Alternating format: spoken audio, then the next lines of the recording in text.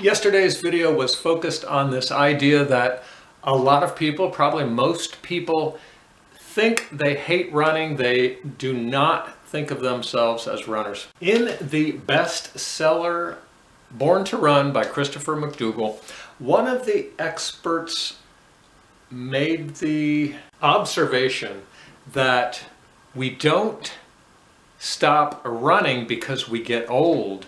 We get old because we stop running. I believe that's generally true. We need to keep on moving. I'd like to present some ideas on how to love running. To enjoy running, we obviously need to take some of the physical discomfort away. And therefore, we should be learning efficient form, a more pain-free, pleasurable way of moving. In other words, natural motion. And that topic could be a full feature documentary, but I recommend a couple of books. The first one would be Dr. Pete Agaskew's Pain Free, an excellent book with lots of physical therapy-based ideas on getting your muscles into balance and removing pain and discomfort from your body.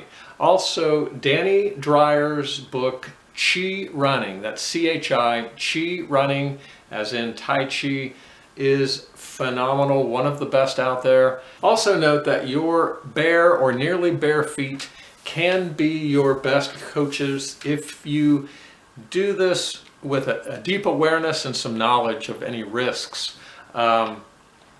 By feeling the ground in a safe environment and tuning into your body, it will sort of naturally teach you to take smaller steps, find a cadence closer to maybe 180 steps per minute, help you be lighter on your feet with more of a mid-foot landing, to where you're picking up your feet more from your core and leaning just a bit from the ankles with a strong posture, crown of the head to the sky, core moderately tight, and a little bit of twist in the lower spine with deep breathing down into the core while exhaling as much of the air out of your lungs, the stale air out, as possible. There's lots more than that going on, but those are some key elements. Odds are pretty good, especially if you're a little older.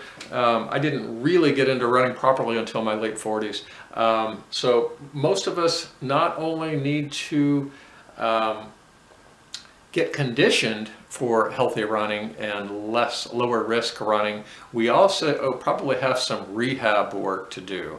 And over 70 ultra marathons in, 11 steady years of ultra running, pretty much nonstop, I feel like I still have some rehab work to do, as well as my conditioning is still bringing out improvements. So there can be pretty much a lifetime of experimenting and growing. One of the things I've noticed since I got into running longer, slow distances is that the race photos from, say, 50K and longer races, me and many others tend to look a whole lot happier. And oftentimes when I look at myself and others in shorter races, marathons on down to 5Ks, you see a lot of people not smiling and in agony.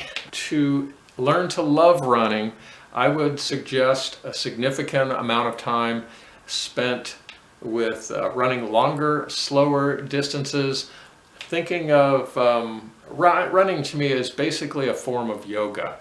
You don't have to be seated to do yoga, and perhaps doing it while running is even better in a lot of ways.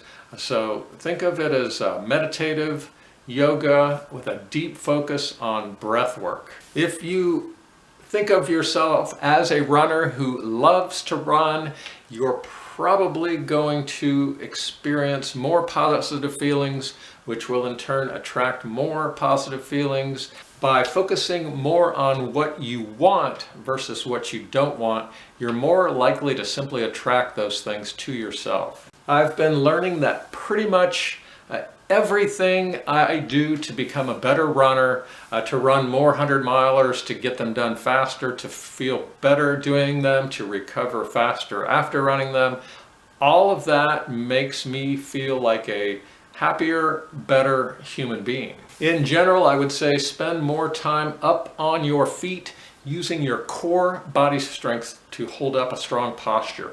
For me, that meant putting my bike away. I don't ride my bike anymore. I have a stand-up desk that I use frequently at the computer, and all that has helped me develop a stronger core. Bottom line is spend a whole lot less time sitting. And if you're watching TV, good idea to have a yoga mat or something nearby so you can take breaks from being in a seated position to do various yoga, stretches, relaxing, just anything besides a sloppy seated position. You don't have to run 100-milers, you don't even have to sign up for races, but find something that helps you stay committed to being consistent with some running or even a walking and hiking program. Maybe it could be an effort to see all the parks in a given area, or clock some random amount of miles. Whatever it is that kind of flips your switch and keeps you driven. One of the most important things in my mind is a better diet. Better than that is the best diet. In my opinion, there's only one best, backed by peer-reviewed science and a boatload of anecdotal evidence. A whole foods or minimally processed all plant-based diet, or as close as you can get to all plant-based. It doesn't have to be 100%. For the very best results, I would say a varied diet of 100% plant-based foods, with very little in the way of processed oils, processed sugars, all the fruit and veggie you want. Minimize processed foods, and for the best results, 0 meat, eggs, or dairy. Eliminate the saturated fat, go for the healthy plant-based fats, and the reasons for that are many, but simple in that all you really need to know is the diet I am describing has the most antioxidants to help you recover. Oxidative stress is one of the only negatives to endurance sport, so you can combat that. Plant-based foods are easier to digest and run with, and this diet is the most anti-inflammatory diet. So relative to avoiding injuries and feeling as great as you can possibly feel, you do want to minimize inflammation. Please hit the subscribe button. Please share these videos with anyone you care about who might benefit. Leave me comments, ask questions. Let me know what else you want to hear about.